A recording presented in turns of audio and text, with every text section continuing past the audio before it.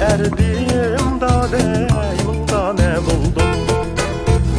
Durdane erdim da deymunda ne buldum?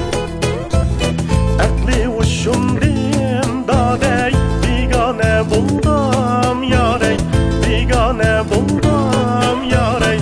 Kuştar men sana yarım yarım digeysen, kuştar men sana yarım yarım digeysen.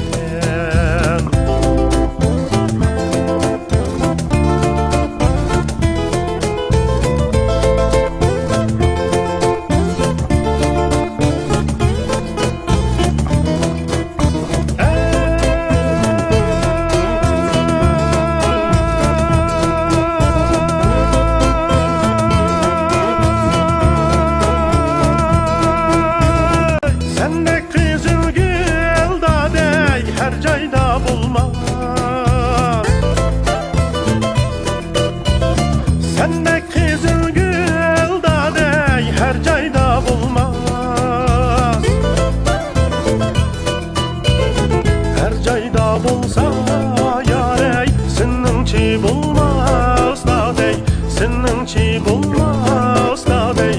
Kuşlar men sana yarım yarım digeysen, kuşlar men sana yarım.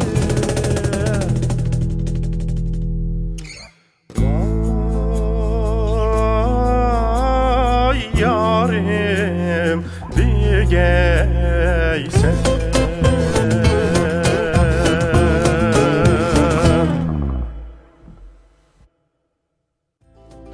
Yaxşımısınlar dostlar, mən Zulfikar Mehmet'in hammalarga o'tib salam. Yaro temizki bu əsərini yaxtırıb alışınlarını kim tanıdı ümid qilaman. Hem de bu əsərinin ro'yobga chiqishiga yaqin yiroqdan yordamlashgan barcha do'stlarimga chin ko'ngildan rahmat aytaman.